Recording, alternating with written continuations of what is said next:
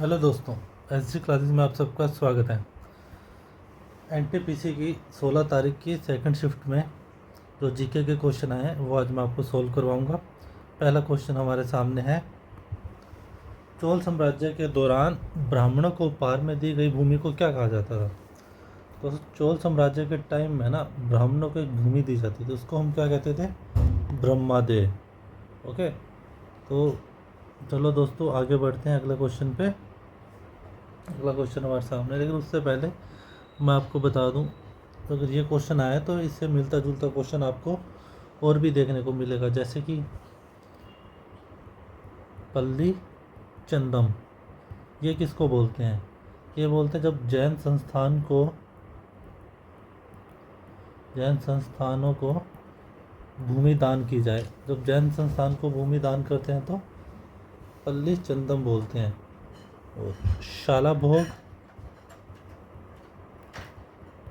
भोग बोलते हैं विद्यालय या स्कूल के लिए जो भूमि दान में दी जाती है। फिर आता है वेल नवागाई। वेल नवागाई ये होती है गैर ब्राह्मण किसानों की भूमि को बोलते हैं। ठीक है दोस्तों, और एक और भी होती है हमारे पास देवदान। देवदान होती है मंदिरों को जो अपने भूमि दान में देते हैं, उसको बोलते हैं देवदान। आपको इनमें से एक आध क्वेश्चन जरूर देखने को मिलेगा। ठीक है, तो आगे बढ़ते हैं। अगला क्वेश्चन क्या था, भारत में द्वैत शासन डायआर्की प्रणाली किस अधिनियम के तहत शुरू की गई थी। तो दोस्तों ये अधिनियम था मेरा गवर्नमेंट ऑफ इंडिया एक्ट 1919।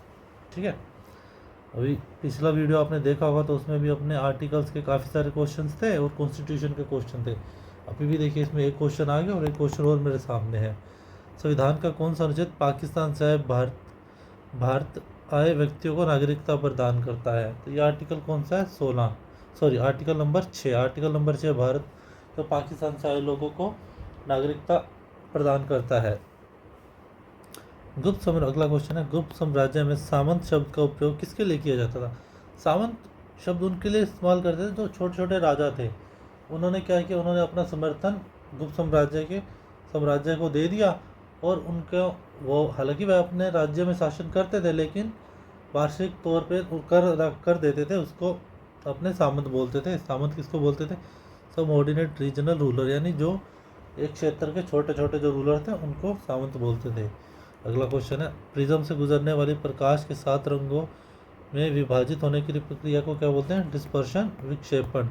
जैसे ये दोस्तों मान लो प्रिज्म है, प्रिज्म से लाइट डाली तो ये 7 कलर की अलग अलग लाइट निकलती है। इस प्रक्रिया को क्या बोलते हैं, विक्षेपण या डिस्पर्सन। अगला क्वेश्चन है, संविधान 92वां जो संविधान संशोधन था उस 8वीं उसमें क्या हुआ था, 8वीं सूची में 4 भाषाएं जोड़ी गई थी। कौन सी, बोडो, डोगरी, मैथिली और सांथली। और अभी जब पिछली वीडियो देखी होगी उसमें भी हमने एक क्वेश्चन किया था मणिपुरी और बोडो का। और यहाँ भी देखिए दोस्तों फिर से एक लैंग्वेज वाला क्वेश्चन आ गया। मैं आपको शॉर्ट वीडियो बना कर डालूंगा, जो क्वेश्चन आपको कल या परसों या आने वाली शिफ्ट में मिलेंगे वो आप जरूर देखिएगा। अगला क्वेश्चन, शरीर में ऊतकों की मरम्मत के लिए कौन सा पोषक तत्व अनिवार्य है। Which nutrition essential for repair of body tissue. तो दोस्तों प्रोटीन से क्या होता है, हमारी बॉडी के जो टिश्यू होते हैं वह डेवलप होते हैं, उनकी मरम्मत होती है। अगला क्वेश्चन है दोस्तों, विंडो डॉक्यूमेंट में अगर कोई फाइल है, विंडो डॉक्यूमेंट में अगर उसको एक साथ सेलेक्ट करना हो तो उसका शॉर्टकट क्या होती है, कंट्रोल है।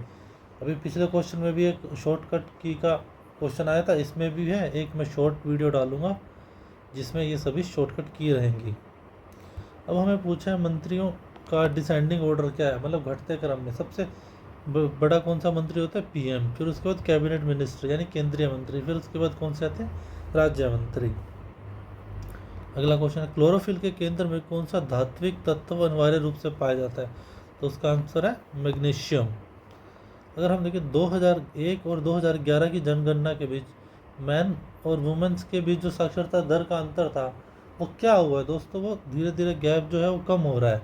पहले औरतों में और पुरुषों में जो साक्षरता का गैप था वो ज़्यादा था, लेकिन अब ये गैप क्या हो गया, कम हो गया है। तो भारत, इम्पोर्टेंट क्वेश्चन है ये, रिपीट भी हो सकता है। भारत का एकमात्र सक्रिय ज्वालामुखी कौन सा, एक्टिव वोल्केनो कहाँ ये बैरन आइलैंड, अंडमान एंड निकोबार में है। ठीक है, अगला क्वेश्चन है, प्रार्थना समाज की स्थापना 1867 में किसके द्वारा की गई? आत्माराम पांडुरंग जी के द्वारा इसकी स्थापना की गई थी। उसके बाद अगला क्वेश्चन है, भारतीय परिषद अधिनियम 1909 के तहत कौन सी प्रणाली शुरू की गई थी? तो दोस्तों ये की गई थी सेपरेट इलेक्टोरेट सिस्टम। अगला क्वेश्चन, कौन सा स्मारक महाराष्ट्र के दौलताबाद किले के अंदर स्थित नहीं है?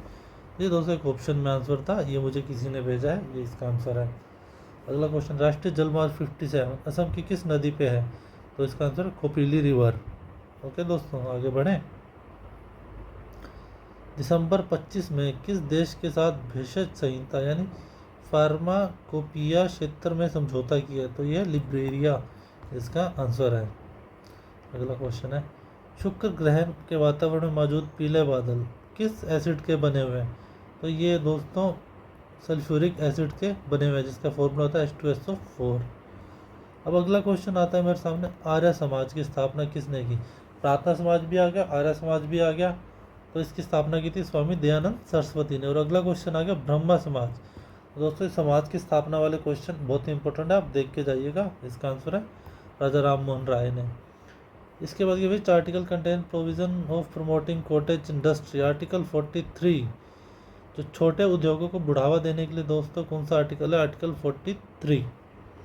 इसके बाद है, what is the 3 tier governance system India related to? भारत में त्रिस्तरीय शासन व्यवस्था किससे संबंधित है? पंचायती राज और म्यूनसिपैलिटी के संदर्भ में है।